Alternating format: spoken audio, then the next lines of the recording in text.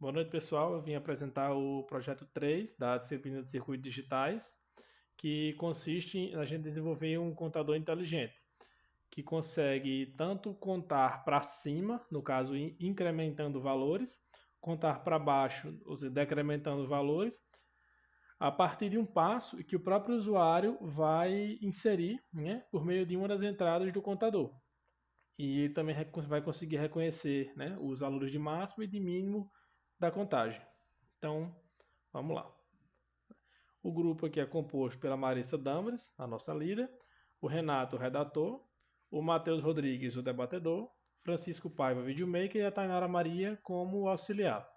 Bem, aqui no sumário, só para passar um pouco, falar um pouco que a gente vai falar ao longo do vídeo, a gente tem o flip-flop D, né, o up-down, o comparador de magnitude e a lógica adicional de contagem, que são os tópicos que o grupo, né, achou importante falar fora a parte do relatório por serem um pouco maiores e poderem gerar mais dúvidas na hora da leitura do relatório, por mais que estejam explicados. Então lá, o flip-flop D foi o que a gente escolheu para usar porque ele é mais comumente usado, né? Então, o flip-flop em si, né, a gente tem a imagem de um flip-flop geral, ele consiste em um registrador de um bit, né, o simples, com duas entradas e geralmente com duas saídas, no caso, né, nessa figura geral. E ele atua utilizando um clock, que é basicamente um acionamento ou desacionamento da nossa corrente elétrica. Você, nível lógico alto, nível lógico baixo. Né? Passa corrente, não passa corrente. Então, no nosso caso, o flip-flop ele vai acionar no que a gente chama de banda de subida, que é quando o nosso clock for de 0 para 1. Né? E a gente usou o flip-flop D, né, para ressaltar aqui, por ele ser mais utilizado usualmente, mais comumente. E até assim, ser mais utilizado e um pouco mais fácil do que o flip-flop JK, né? Porque ele possui apenas uma saída. Então, o circuito ele fica um pouco maior, mas o projeto se torna mais fácil. Então lá. Na lógica de up-down, né? Outro tópico importante que a gente achou para falar, a gente implementou um método que consegue, né, saber se a gente vai contar para cima, se a gente vai incrementar, ou se a gente vai contar para baixo, certo? Por quê? Você tem um certo valor e você quer começar a contar para cima ou para baixo. Então essa lógica vai determinar justamente isso, né?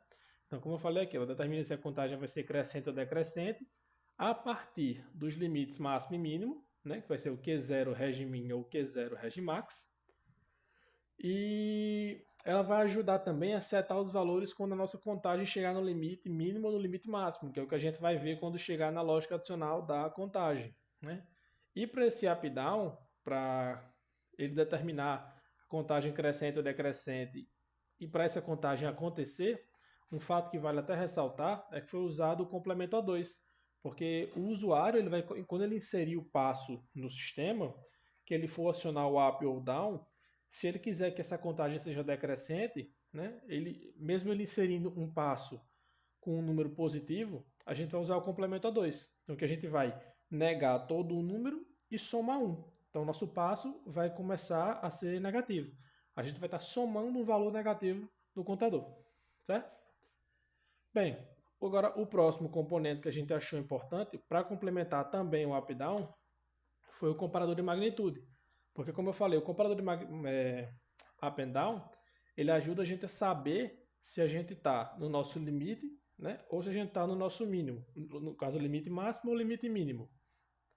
Então, o comparador de magnitude ele é aliado do up and down justamente por isso. Porque o que ele vai fazer para a gente? Ele vai dizer se nosso número A é igual ao nosso número B, se A é maior do que B, ou se A é menor do que B. Então, A pode ser o valor atual do contador e B o limite máximo ou limite mínimo, dependendo do que o usuário determine na configuração do sistema. Né? Então, para construir o comparador de magnitude, a gente tem aqui, né?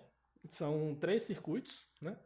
Para A igual a B, A maior do que B ou A menor do que B, em que para A igual a B, a gente pegou as entradas correspondentes de cada número, de A e de B, e fomos juntando em portas XNOR, porque são portas em que retornam o nível lógico 1 quando as entradas são iguais. Ou seja, para saber se A é igual a B, as entradas de A e de B precisam ser iguais. Então, se A0 e B0 forem iguais, né, vai retornar 1. Mas para o número todo ser igual, a gente tem que ter que A0 igual a B0 e A1 igual a B1. Por isso a porta lógica AND aqui. E A2 igual a B2. E A3 igual a B3. E a gente foi ligando isso em portas lógicas AND, né, nesse formato, para simular como seria a montagem com circuitos comerciais, né? Então foram ANDs encadeados que no final levavam uma saída para dizer se o nosso número era ou não, né? O nosso número A era ou não igual a B. Então no próximo circuito, né, o A maior do que B, o que foi que a gente fez? A gente seguiu essa lógica de que se A for maior do que B, a gente tem que o A tem que ser 1 e o B tem que ser 0, porque a gente está trabalhando com número binário. Então, ou ele assume valor 1 ou ele assume valor 0, certo? Então, isso aqui considerando o bit mais significativo, que o nosso caso vai ser o bit 11, porque a gente vai de 0 a 11, né? A gente tem, são 12 bits, sendo o bit 11 o mais significativo. Então, essa lógica aqui ela foi simplesmente adaptada. Ou seja, se A foi igual a 1 e B foi igual a 0, a gente vai obter a seguinte equação. A, B negado. No nosso caso, A11, B11 negado. Ou a gente pode ter o seguinte, caso A3, né? No nosso caso, A11 seja igual a B11 e o termo A10 seja maior do que B10, nesse caso aqui, está exemplificando para um número de 4 bits, né? A2 maior do que B2, a gente vai ter que A3 igual a B3, no nosso caso, A11 igual a B11 e A2 maior do que B2, no nosso caso, A10 maior do que B10, certo? Então a gente vai ligando isso com portas OR, porque a gente vai seguindo uma lógica em que os números do mais significativo até o menos significativo podem ser iguais, sendo que, no último caso, os números do elemento, né, do bit menos significativo, a gente tem que o A0 tem que ser maior do que o B0, certo? Para que A possa ser maior do que B se todos forem iguais. Então, a partir dessa equação aqui, a gente consegue deduzir uma equação, né, apenas montando essa mesma lógica aqui para um número de 12 bits, ou até mesmo fazendo um componente de comparador de magnitude de 4 bits e replicando ele 3 vezes para um comparador, né, de 12 bits. E aqui ficou o circuito, ó. E aqui novamente montando como um formato para uns circuitos comerciais, né? No formato de circuitos comerciais, a gente tem que a nossa lógica aqui, ó, em que os números, né? A gente montou um circuito lógico a partir da equação gerada, deduzida da equação acima, ligadas por portas OR, e usamos circuitos auxiliares para os termos x3, x2, x1 e x0, que no nosso caso vai de x11 até x1. Ó, porque como pode ver aqui, ó, no último termo, A0, B0 negado, a gente não tem x0. Ou seja, a gente fez dois componentes, sendo que poderíamos pegar o componente da igualdade e apenas deixar a entrada e a saída do A0, B0 sem uso, né?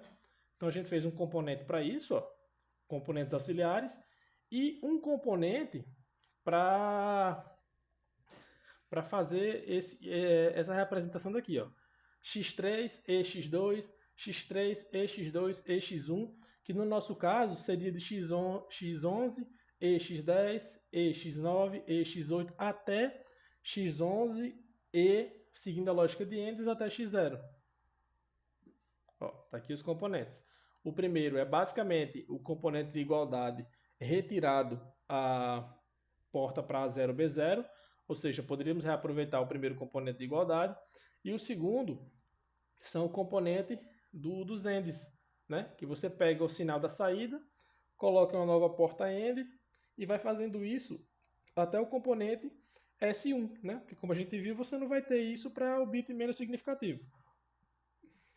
E no fim, né, que a gente quer saber agora se A é menor do que B, basta a gente analisar o seguinte. Se A igual a B for falso, ou seja, se eu negar A igual a B, eu vou estar dizendo o quê? Que se A igual a B for negado, a saída disso vai me dizer que A não é igual a B. Então, se A não é igual a B, e se eu negar A maior do que B, eu vou estar dizendo que A é diferente de B e A não é maior do que B. Logo, A só pode ser menor do que B. Então, para o A menor do que B, a gente reutilizou o resultado dos dois circuitos que já haviam sido feitos. E no fim, né, a gente fez uma lógica adicional de contagem para o caso de, por exemplo, chegamos no limite máximo, a gente volta para o 000, ou chegamos no limite mínimo, a gente volta para o limite máximo, que é o 999. Ou seja, quando o load está em 0, né, nosso contador está no processo de contagem, ou o up and down aqui, né, ele está nesses estados lógicos aqui, a gente colocou um LED, né, para dizer se o LED acender, a gente chegou no nosso limite máximo ou no limite mínimo, né, sendo que o up está em 0 quando a contagem é decrescente e está em 1 quando a contagem é crescente, né? E o X, nesse caso aqui, vão ser os bits de entrada do flip-flop. Então, com essa lógica aqui, a gente consegue determinar se a gente chegou no limite máximo. Caso tenhamos chegado no limite máximo, volta para o mínimo, ou caso tenhamos chegado no mínimo, volta para o máximo, para evitar erros no contador e bugs no circuito lógico. Então, esses foram os componentes mais importantes assim que a gente achou para colocar no vídeo, por terem um tamanho maior e serem mais difíceis de serem explicados. Obrigado. Aqui as referências.